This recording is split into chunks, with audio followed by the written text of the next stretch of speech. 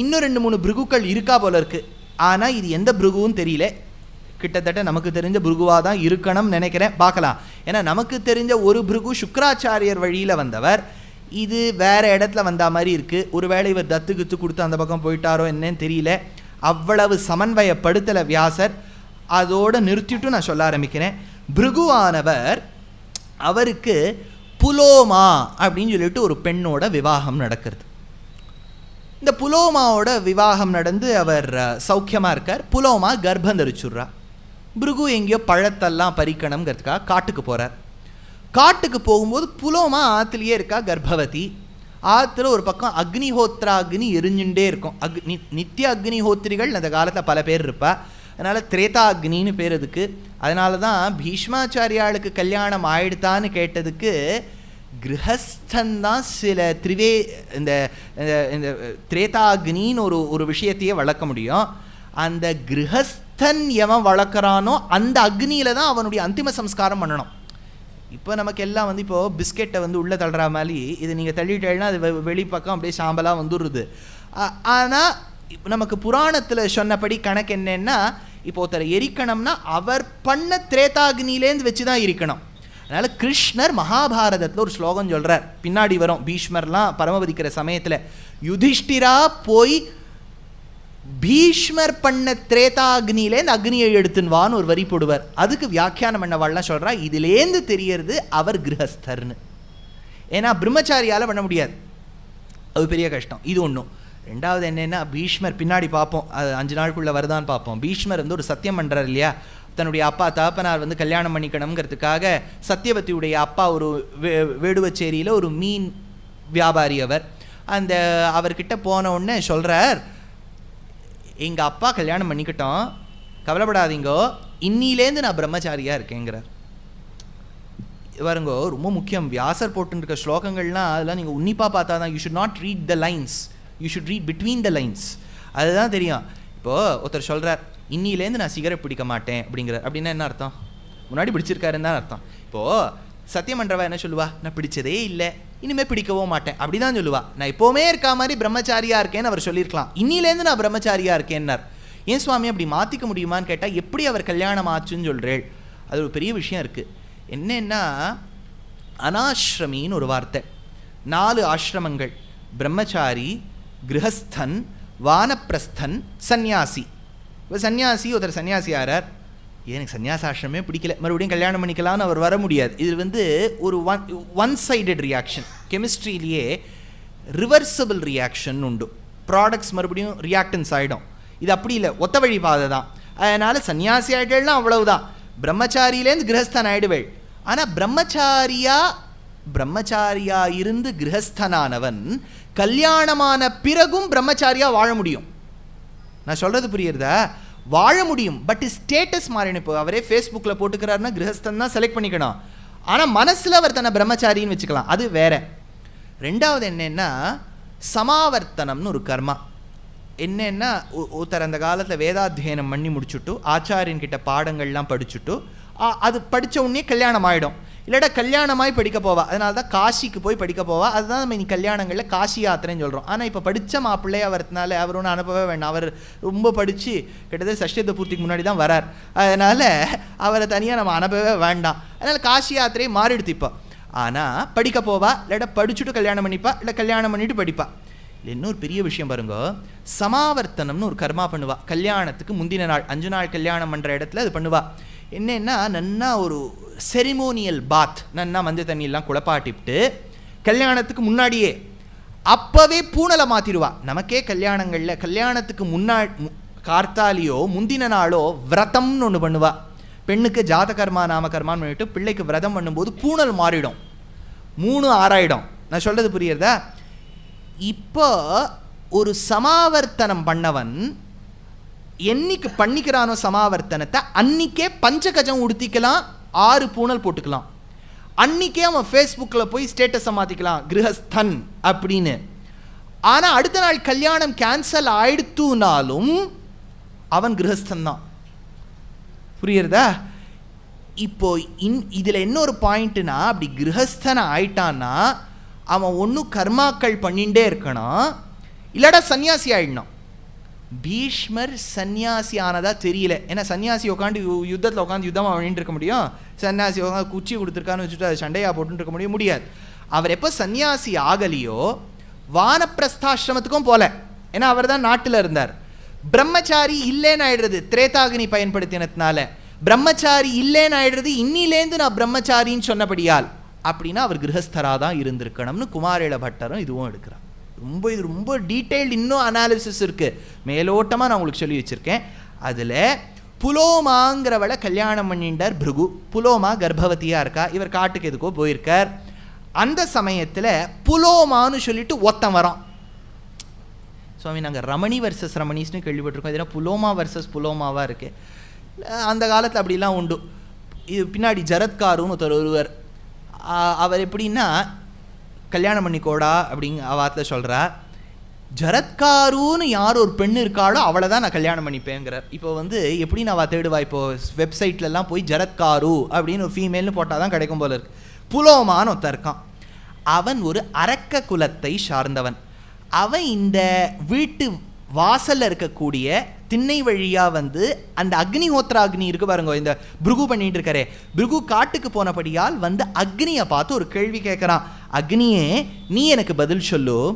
இந்த புலோமாங்கிற பெண்ணை பிருகு கல்யாணம் பண்ணிட்டு இருக்காரே, முதல்ல அவளை எனக்கு தானே நிச்சயம் பண்ணி வச்சா? கல்யாணம் இவர் பண்ணிட்டு இருக்கலாம், நிச்சயம் பண்ணது என்னோட தானே, நீ தானே சாட்சியா இருந்த, சொல்லு அக்னியேன்னு ஒரு கேள்வி கேட்கிறான். த்வமக்னே சர்வபூதானாம் அந்தஸ்சரசி நித்யதா சாட்சிவத் புண்ணிய பாபேஷு சத்யம் ப்ரூஹி கவேவசஹ மத்பூர்வா அபஹ்ருதா பார்யா ப்ருகுணா அன்ருதகாரிணா சேயம் யதி ததா மே த்வம் சத்யமாக்யாதுமர்ஹசி.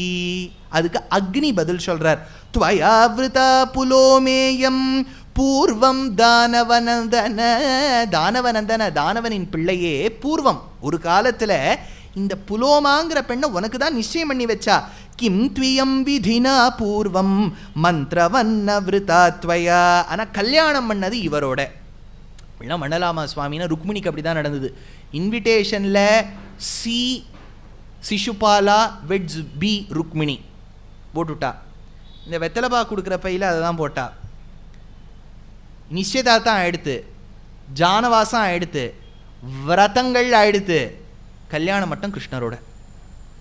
இது எப்படி சுவாமி தெரியுதுன்னா, ஆண்டாள் நாச்சியார் திருமொழியில் சொல்கிறா, கண்ணாளங்கோடித்து கன்னிதன்னை கைப்பிடிப்பான் அன்னார்ந்திருந்த சிசுபாலந்தன் தேசு அழிந்து அன்னார்ந்திருக்கவே ஆங்கவளை கைப்பிடித்த கணாளன் அப்படின்னு ரொம்ப அழகாக சொல்கிறா.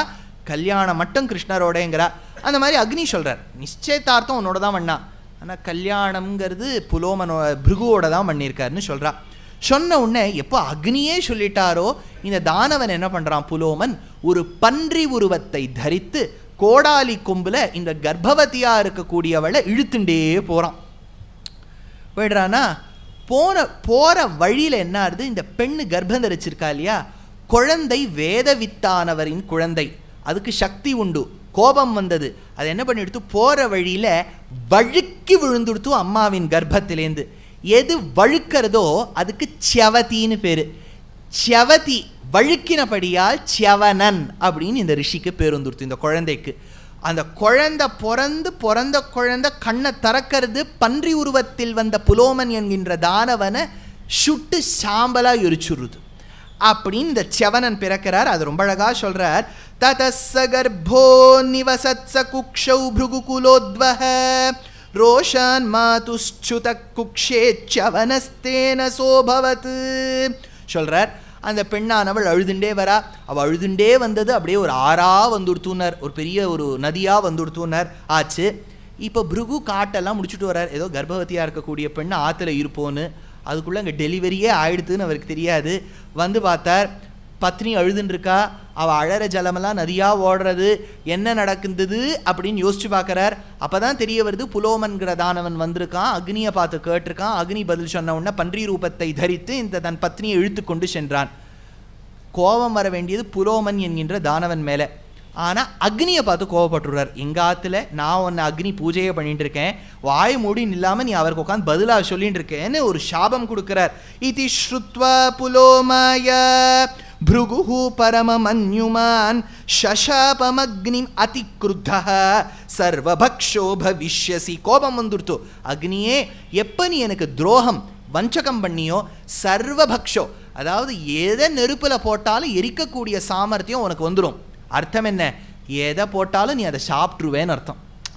சொல்லுவா பாருங்கோ, கவலையே ஒன்றுமே இல்லை, இப்போ நம்ம ஊருக்கெலாம் வந்திருக்கேன், சாப்பாடுக்கு கஷ்டம் இல்லை, இது வேண்டாம் அது வேண்டாம்னு சொன்னால் அதுக்கு ஏற்ற மாதிரி பண்ணி போடுறவா இருக்கா. அடியேன் விதேசங்களுக்கும் போய் உபன்யாசம் பண்ணுறேன். இப்போது அமெரிக்கா இத்தியாதி கண்டங்கள்லாம் போயிட்டால் இங்கே விட ஆச்சாரம் இருக்கவா அங்கே நிறைய பேர் இருக்கா, வேறு வெளில சாப்பிடவும் முடியாது, அதனால் ஆற்றுல பண்ணி போட்டுருவா. சீன தேசத்துக்கு போயிருக்கேன், ஷாங்கைக்கு போயிருக்கேன், பீஜிங்க்கு போயிருக்கேன் உபன்யாசத்துக்கு.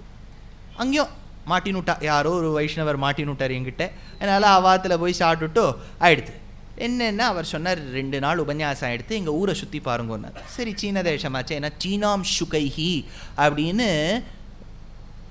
குமார சம்பவத்தில் காளிதாசன் எடுக்கிறார். அதாவது அந்த அந்த ஒரு கொடியுடைய ஃப்ளாக் ஆடித்தான், அது எப்படி சாஃப்டாக இருந்ததுன்னா சீனாம் சுகைஹி, சைனா சில்க் மாதிரி ஆடித்துன்னு காளிதாசன் எடுக்கிறார்.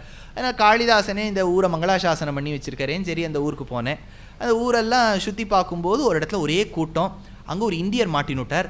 அவரை கூட்டம், அவர் ஹிந்திக்காரர், அதனால் எனக்கு தெரிஞ்ச ரகு தாத்தா காவுமே ரஹதாத்தா வச்சு அவரை பார்த்து கேள்வி கேட்டேன், இதர் கியா ஹோ ரஹா ஹே, இதர் பேச் ரஹே ஹே, ஏதோ வித்துன்ருக்கா அப்படின்னார். எதை வித்துன்ருக்கான்னார்? பிண்டங்களை வித்துன்ருக்கா. எதுன்னார்?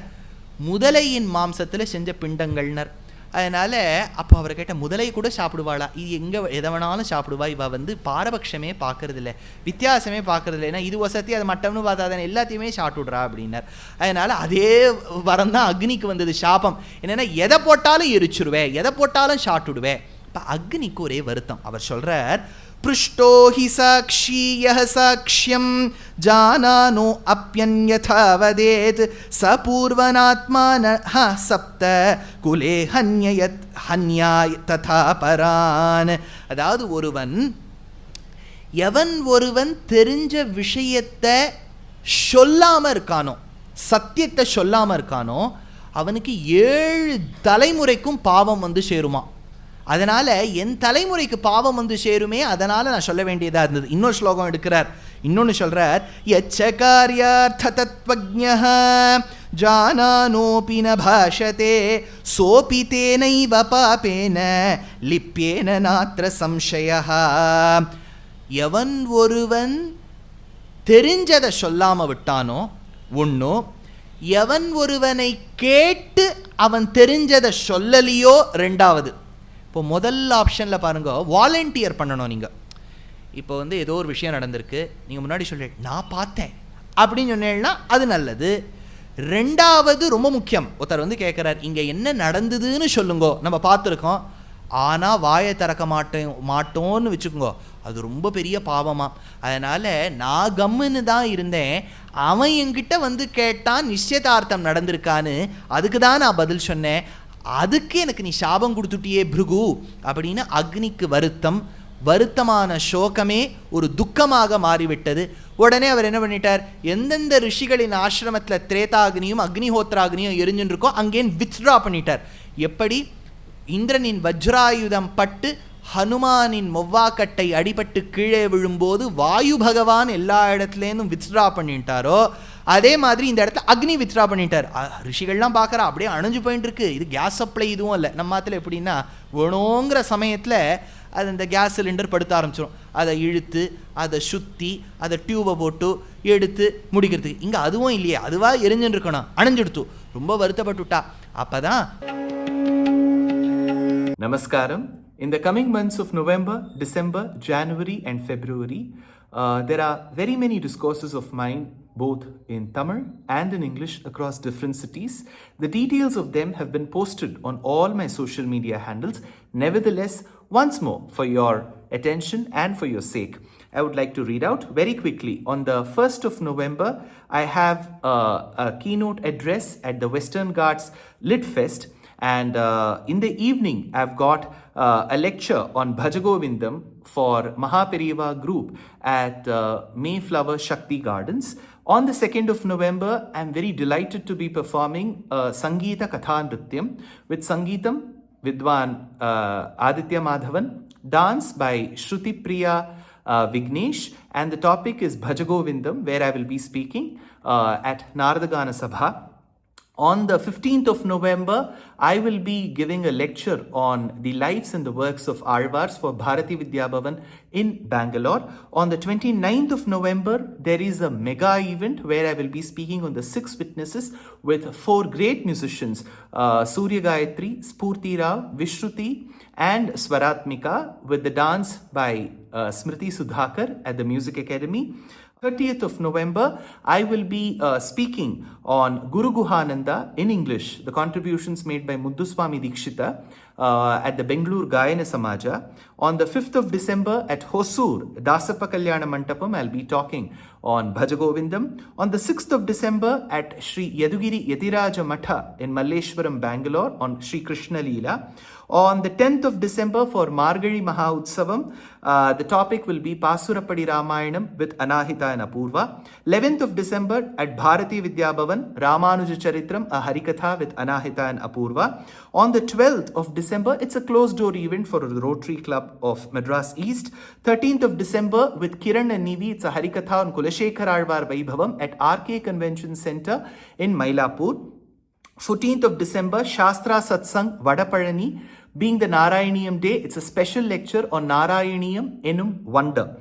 And 15th December at Sri Shankara Vidyashramam, conducted by Karnataka and Tiruvanmayur, it will be a Harikatha with Anahita and Apurva on Attigiri Varadar Vandar. And 16th of December at Bharatiya Vidya Bhavan for Karthik Fine Arts, it is Harikatha on Annamaya Charitram with Swaratmika. 17th of December at Shastra Satsang again, Vedanta Deshika Charitram Harikatha with Rangan Brothers from Melbourne.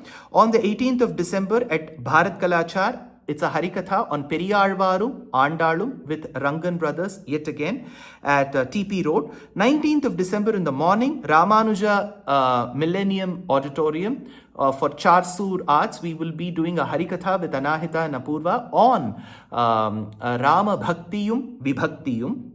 Followed by that, on the 19th of December at Karnataka Sangha School for Anusham Arts Academy, it will be a Harikatha on Ramanatakam of Arunachala Kavi with Swaratmika. And on the 20th of December in the morning for Parthasarathi Swami Sabha at a Vidya Bharati Kalyana Mantapam, it will be a Upanyasam on Shatpadiyum, Saptapadiyum. And 20th of December evening, Naradagana Sabha, it is a beautiful Harikatha on Nari Shakti, Stri Shakti with Anahita and Apurva. 21st of December in the morning for Sharanalayam, Mahaperiyava Sharanalayam in Nanganallur, there will be a lecture on Shatpadiyum and Saptapadiyum. In the afternoon, it is an interview at the Tamil Virtual Academy Auditorium at Koturpuram on the Alvars. And then on 21st of December evening at Shoringanallur at Umadri Mahal, it will be a topic called Kamban Yenum Ramabhaktan. The same topic, Kamban Yenum Ramabhaktan, I will be speaking on the 22nd of December at Tirunelveli for Nellai Sangeeta Sabha.